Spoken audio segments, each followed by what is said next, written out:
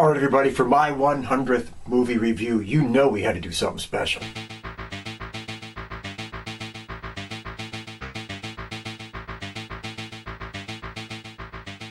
Okay, everybody, here we go. We're going all the way back to 1987 to look at a gem. You know I'm a Carpenter freak. You know I'm a Carpenter fanatic. You know I'm all about the Carpenter. You know. Anyway, today we're going back to look at Prince of Darkness.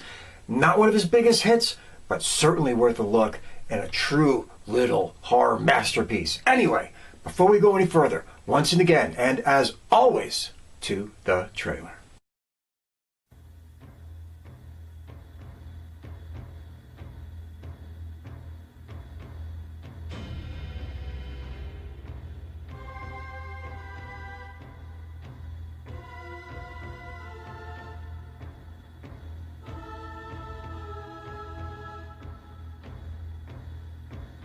Anyone in close proximity has the same dream.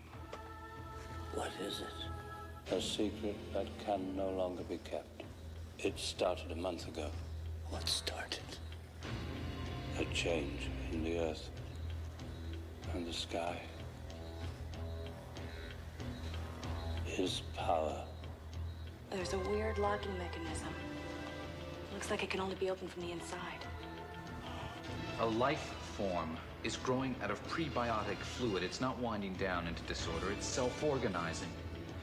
It's becoming something. What?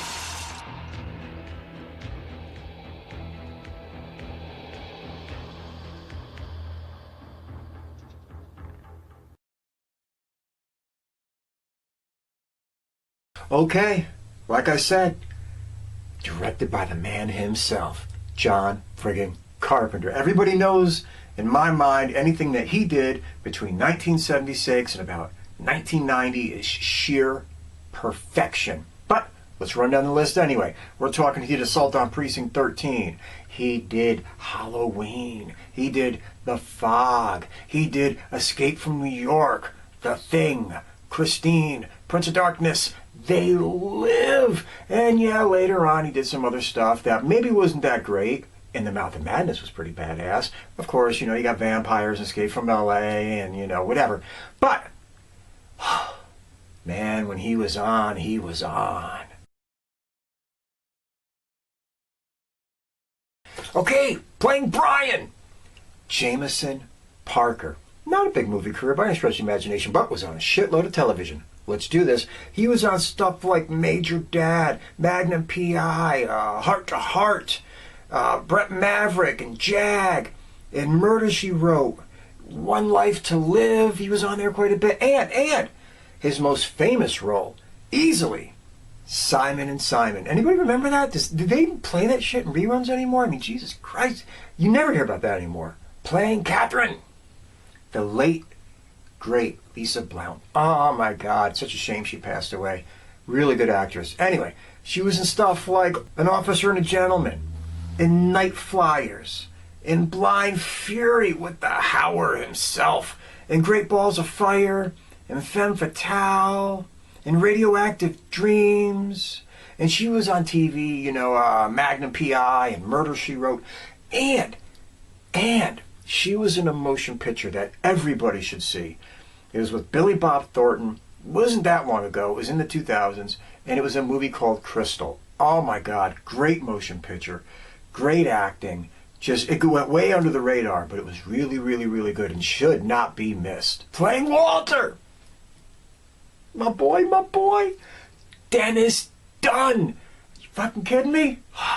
Let's roll. He was in stuff like Year of the Dragon, and The Last Emperor, in Warriors of Virtue and Pros and Cons. And on TV, like, Grace Under Fire and Jag and The Nanny. And he popped up on the Bernie Mac show. And of course, he was in Big Trouble in Little China. You fucking kidding me? That movie is a religion. Anyway, let's continue. Okay. Playing Professor Birack? Victor Wong? You fucking kidding me? His resume is a lot like Dennis Dunn's, by the way. Little sidetracks. But anyway, let's get rolling. He was in stuff like Year of the Dragon, and The Last Emperor, and Shanghai Surprise, and The Golden Child. Everybody remember that back in the day with Eddie Murphy? And Three Ninjas, and The Joy Luck Club, and 7 Years in Tibet. And he was in 2 of the seminal great sci-fi little horror flicks ever. Well, the other one isn't a horror flick, but Tremors and Big Trouble in Little China. And this, if his whole fucking career was those 3 movies, legend, playing the priest with no name, Donald Pleasence. Come on, let's be serious. The dude is royalty. Millions of things, millions of stuff. Let's get rolling. We all know he was in Fantastic Voyage and Will Penny and THX 1138. Come on, how cool is that? And The Eagle Has Landed and Telephone and Oh God and The Great Escape. I mean, are you shitting me? And he was in You Only Live Twice, and he was in Escape from fucking New York, and he was in Halloween and a whole bunch of shitty sequels. Whatever. Donald Pleasence. All right, playing Dr. Leahy. Not the biggest role in this, but a good role in it nonetheless. And he's been in more fucking Carpenter movies than I think anyone. Peter Jason. Cool actor. Long career. Let's do this shit. Anyway, he was in stuff like Congo and Mortal Kombat and Dante's Peak and Alien Nation and Johnny Handsome and Heartbreak Ridge and fucked up amounts of TV shows. And here we go to Carperland. We're talking Ghosts of Mars, Escape from L.A. They Live in the Mouth of Madness, Village of the Damned. Carpenter liked to use the same people over and over and over and over and over and over and over again, as you can tell. And Peter Jason was one of his mainstays. I mean, he had that guy in fucking everything. Playing Susan, Ann Howard. Not a big career. Not going to make it more than what it is. A lot of TV work, really. She was in stuff like Another World and LA Heat and Days of Our Lives and Working Class and Diagnosis Murder and Nip Tuck and Judging Amy and ER. So she was around, did her thing, popped up. It is what it is. And playing Kelly, Susan Blanchard. Again, mostly television work. We're talking about she was in things like Murder, She Wrote and All My Children and MASH and Policewoman and Young Maverick and Love Boat and Falcon Crest and Webster. So she had a career. She was out there. She was doing her thing. It is what it is. Also, there's a lot of other people that deserve mention in this motion picture because it's a pretty big cast. You know what I mean? But keep an eye out for a certain shock rocker who has a little role as a homeless person, and keep an eye out for Tom Bray, who used to be on the show Riptide way back in the day. Just keep an eye out for those guys. They're in it. Gotta love it. Okay, everybody, we're going to do this fast. We're going to do it quick. We're going to do it in 90 seconds or less so we can keep it going, keep it entertaining, and get to the summation where we all would rather be. Hey. Anyway, you have this priest in a church, and he is very old, and he passes away. And it turns out, when they bring the new priest in, that this guy was a member of the Brotherhood of Sleep. And what is the Brotherhood of Sleep? Well, their job is to guard something that's in the basement, something they don't want anybody to have to deal with. So, the new priest, Donald Pleasence, he says, we got to do something. We got to keep this thing locked up. He reaches out to the local college, and he goes to Professor Birack and all of his students and brings them in. And what do they do when they get there? They start running tests and studies and whatever the hell they're doing to find out what this is and how this is. And they got linguistics people there translating this old book. And what we come to find out, that who is in that big jar himself by Jim Dandy old Satan, and he's trying to break out so he could bring his father, the anti-god, from another dimension into our own and take over the world. Can these kids stop it? Can Professor Birack? Can he stop it? Can the priest stop it? Can anybody stop it? Who the hell knows? I'm not going to tell you. I've given you the gist. You really got the idea. I'm not going to give you more because it's going to fucking ruin it. And this one you can't have ruined. Let's go. Okay, everybody. What makes this motion picture work? And this motion picture works. One word. Mood, mood, mood. If anything John Carpenter could do in an amazing fashion, beyond perfect camera placement, beyond telling a story that's amazing, is mood. And this motion picture drips in it.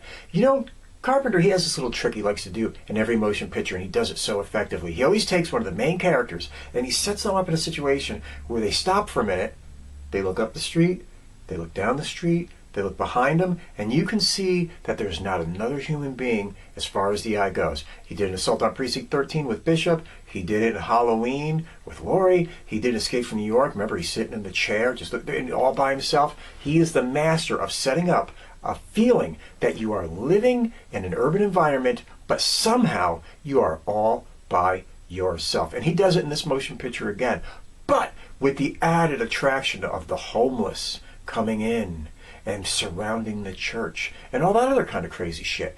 He pulls off mood perfectly in this motion picture. The dialogue in this movie is awesome. It's credited to written by Martin Quatermass. That's John Carpenter. He doesn't like to put his name all over everything, music by, directed by, edited by. So he uses a lot of crazy little synonyms from people that he's seen in movies or characters that he liked. And he just goes by those names and throws them all over his flicks. He's always done it. It's what he does. Number two, one of the things that's really great is the blending of the science and religion and horror, and putting them into one Lovecrafty type story. When you sit there and you find out that, you know, Jesus is an alien and that the devil is the anti-god, and they bring in all this stuff about quantum physics and differential equations and all this other weird stuff. It's an amazing take on a horror movie that you don't normally get, you don't normally see, and you don't normally hear. Also, in the mood that is set in this motion picture, you do have moments of levity that are thrown in. They never break through and ruin it. But let's face it, the Dennis Dunn Walter character is that little bit of levity in this motion picture, so that when you're scared, when you're freaked out, when you're watching it, there's always that little bit of, ah, come on, we're just having a good time vibe with it. And it's just at the right level. It doesn't pull you out of it. It doesn't wreck anything. It's spot on. Also, let's get to the cast. Yes, Donald Pleasence is a legend in a name. Yes, everybody else really isn't, unless that they're fans of this kind of motion picture and this genre, and they know who they are. Not a lot of people know who Dennis Dunn and Victor Wong are. Not a lot of people are going to sit there and remember Lisa Blount like she was goddamn, you know, Gwyneth Paltrow. But these are actors, and they're great in their roles, and they do a phenomenal job, and they keep this thing moving along, perfectly acted, perfectly paced, and so well done that you can't help sit there riveted by the movie. Of course, again, you have the fact that Carpenter wrote the music to this little gem, which he always, well, not always in all of his movies, but probably 90% of his motion pictures, writes the soundtrack. And this is another really great soundtrack. Is it Halloween great? Is it Escape from New York great? But it's a solid, phenomenal soundtrack that just moves the movie along, sounds good, pulls you in, builds the suspense, does everything that it's supposed to do. Ah, man, I love this fucking flick. Anyway, guys, girls, everybody out there, if you get a shot, and by somehow you haven't seen this motion picture, get out there and check out Prince of Darkness. It's another great work by Carpenter. Perfect camera angles that never pull you out of the movie. Perfect pacing. Great mood. Solid acting. Great music.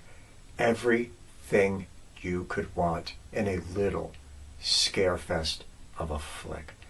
Oh, and by the way, I don't know if you guys know, every 50 episodes I've made a commitment to myself to do a John Carpenter movie. So I got a lot of fucking more shows to make. I hope you all hang out, and I hope you keep enjoying them, and I hope you stick with it, and I hope you stick with me on this little journey. Anyway, take care, be good, help a neighbor, be good to a friend, look out for a stranger, and above all else, take no bullshit from anybody. See you soon, folks.